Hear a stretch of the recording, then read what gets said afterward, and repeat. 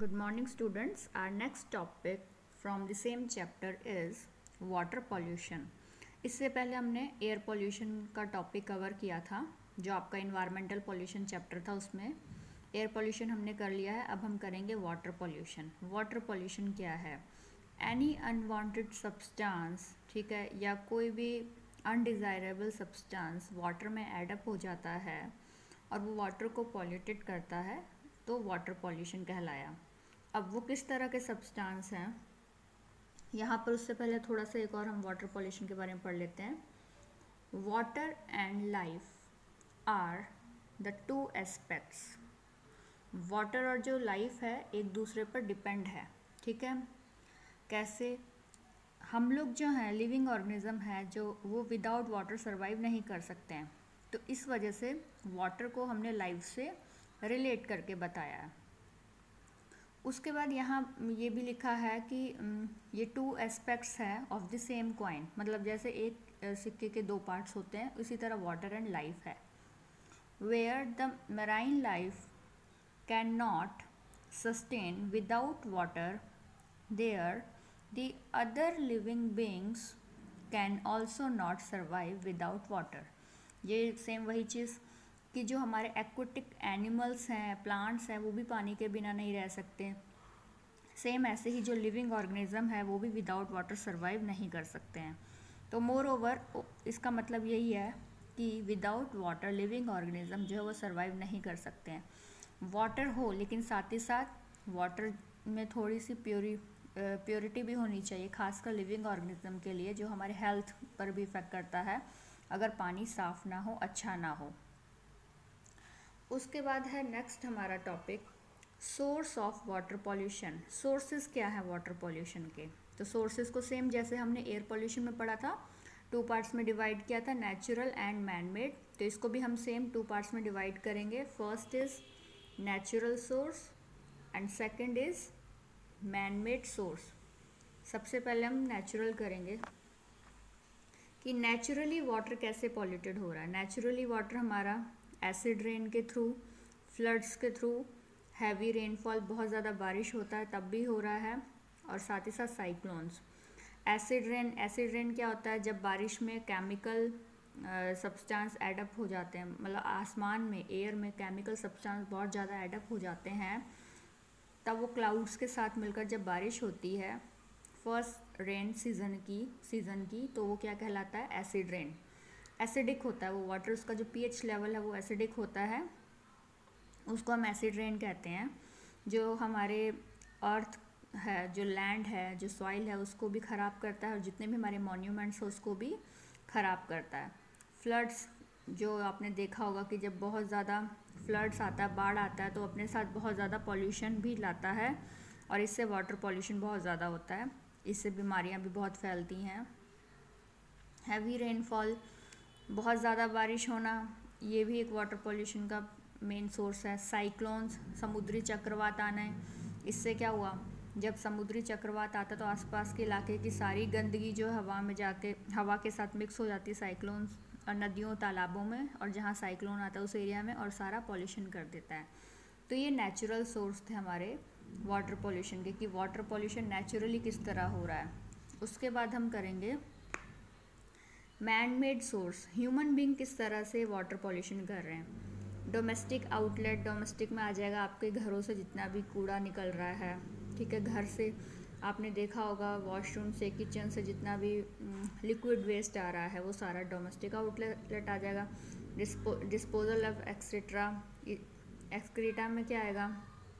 इसमें भी सेम वही, जो आपका वेस्ट मटेरियल जितना भी है घरों से आने वाला।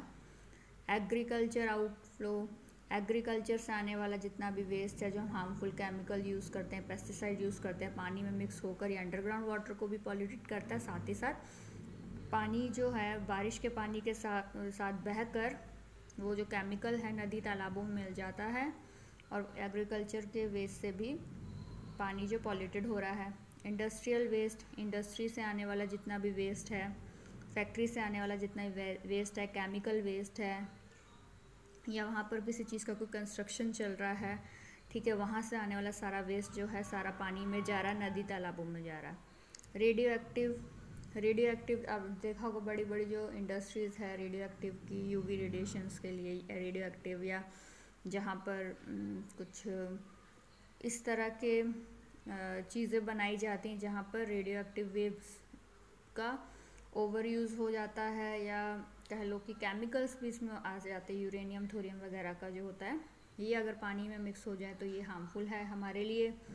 हीट पॉल्यूशन, इंडस्ट्रीज फैक्ट्री से आने वाला जितना भी पॉल्यूशन है, ठीक है।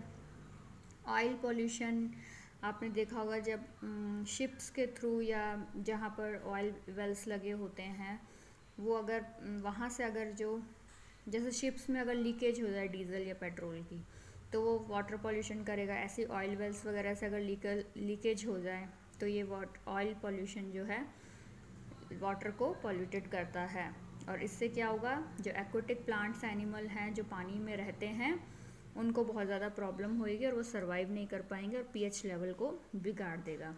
ये सारा है जो हम लोग प्रॉब्लम क्रिएट करें ह्यूमन बींग्स के थ्रू। तो वाटर पॉल्यूशन के हमने 2 सोर्स पढ़े। फर्स्ट हमने पढ़ा नेचुरल सोर्स और उसके बाद दूसरा हमने पढ़ा मैन मेड सोर्स। उसके बाद नेक्स्ट हम करेंगे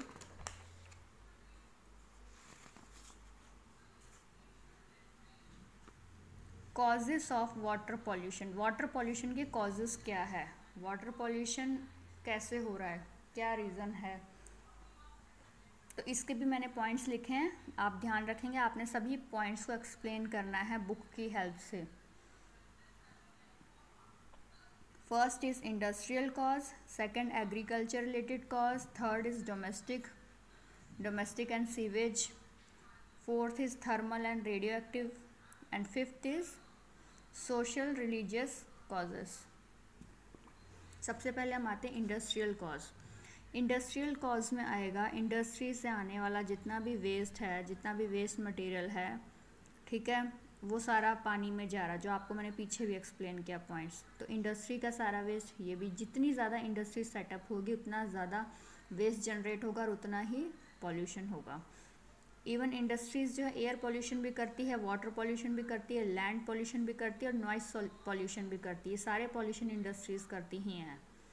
एग्रीकल्चर रिलेटेड सेम वही आपको मैंने फिर से मैं दोबारा एक्सप्लेन कर रही हूँ, आपको पहले ही मैंने बताया। एग्रीकल्चर से जो हम केमिकल यूज़ कर रहे हैं एग्रीकल्चर में, फर्टिलाइज़र्स, डीडीटी केमिकल, ये सारे जो हैं ये एग्रीकल्चर से रिलेटेड प्रॉब्लम क्रिएट करते हैं और वाटर को पॉल्यूटेड करते हैं। डोमेस्टिक एंड सीवेज, घरों से वॉशरूम वगैरह किचन से आने वाला वेस्ट और साथ ही साथ सीवेज का waste. Thermal and radioactive causes, thermal power plants होते हैं जो बिजली बनाने के काम आते हैं, बिजली बनाते हैं, इलेक्ट्रिसिटी, ठीक है, वो। और रेडियो एक्टिव इंडस्ट्रीज़ जो होती हैं यहाँ से आने वाला जितना भी वेस्ट है।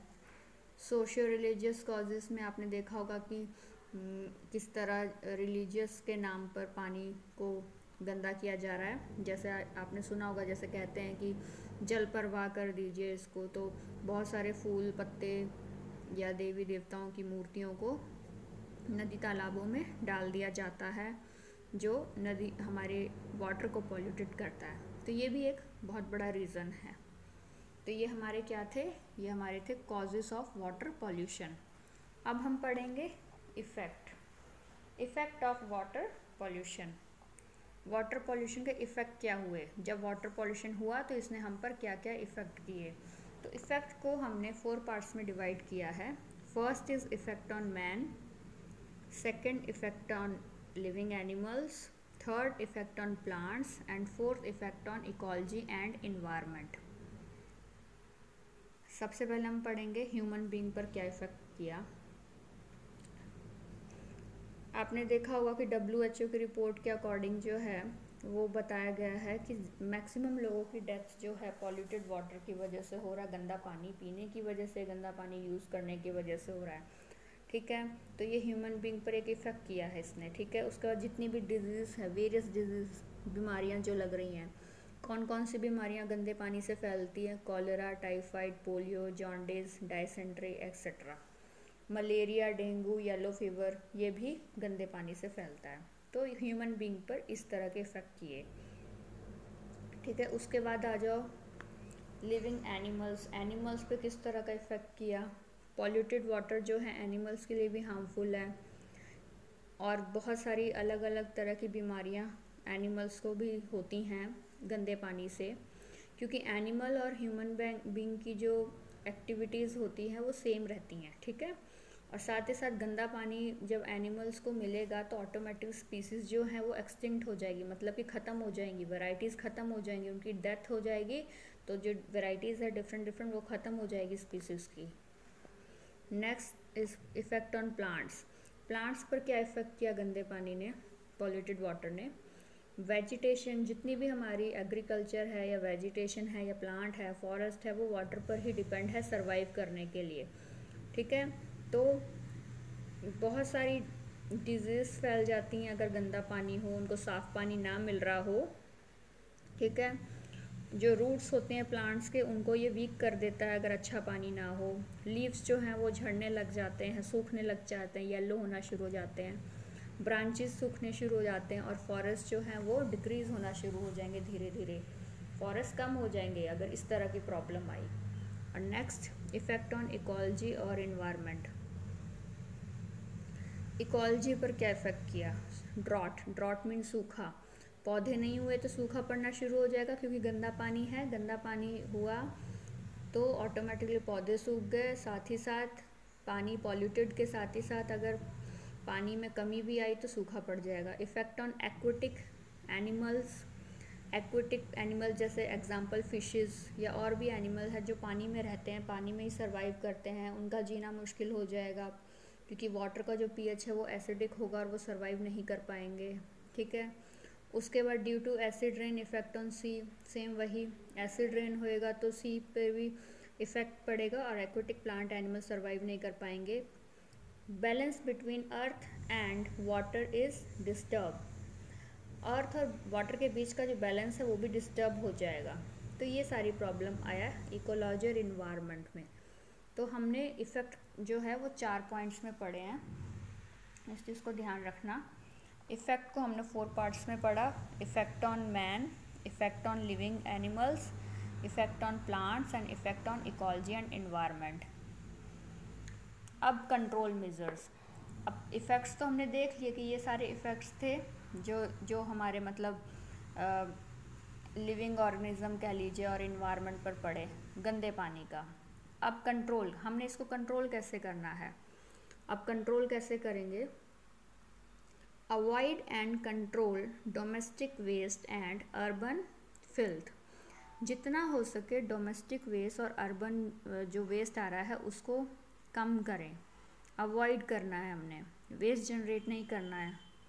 नेक्स्ट डोमेस्टिक गार्बेज, जो डोमेस्टिक गार्बेज है उसकी प्रॉपर मेंटेनेंस और मैनेजमेंट होनी चाहिए। किस तरह गार्बेज, जैसे आपने देखा सॉलिड वेस्ट मैनेजमेंट, या हम लोग कहते हैं ना कि गीला कूड़ा सूखा कूड़ा इसमें डालो, उस तरह का मैनेजमेंट होना चाहिए।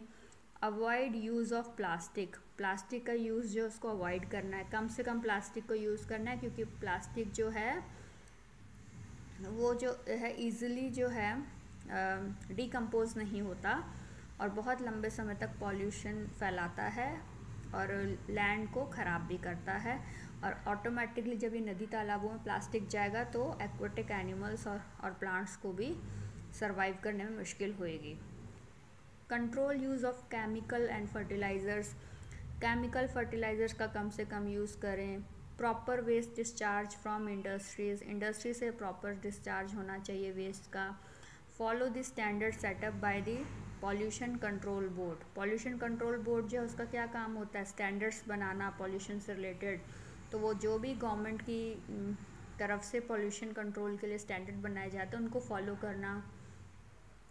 Water pollution laws strictly implemented, जो भी वाटर पॉल्यूशन के लॉ बनते हैं उनको स्ट्रिक्टली इम्प्लीमेंट करना है, फॉलो करना है जितना हो सके। Awareness, proper solid waste management, ये मैं आपको समझा चुकी हूँ, ठीक है, कि सॉलिड वेस्ट मैनेजमेंट अच्छे से होना चाहिए था।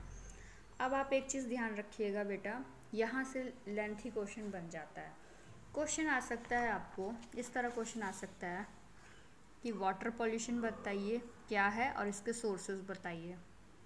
या क्वेश्चन आ सकता है वाटर पॉल्यूशन बताइए, इसके सोर्सेज बताइए, वाटर पॉल्यूशन के कॉजेज़ क्या है वो बताइए, वाटर पॉल्यूशन के इफ़ेक्ट बताइए, और वाटर पॉल्यूशन के को हम कैसे कंट्रोल कर सकते हैं वो बताइए। कोई भी एक क्वेश्चन बन सकता है, ठीक है। तो आप ध्यान रखिएगा, आज के लिए हम सिर्फ वाटर पॉल्यूशन ही करेंगे, ठीक है। तो हमने 2 टॉपिक कवर कर लिए फ्रॉम सेम चैप्टर। हमने पहले एयर पॉल्यूशन किया, अब हमने वाटर पॉल्यूशन किया। नेक्स्ट हम नेक्स्ट टॉपिक करेंगे नेक्स्ट चैप्टर में।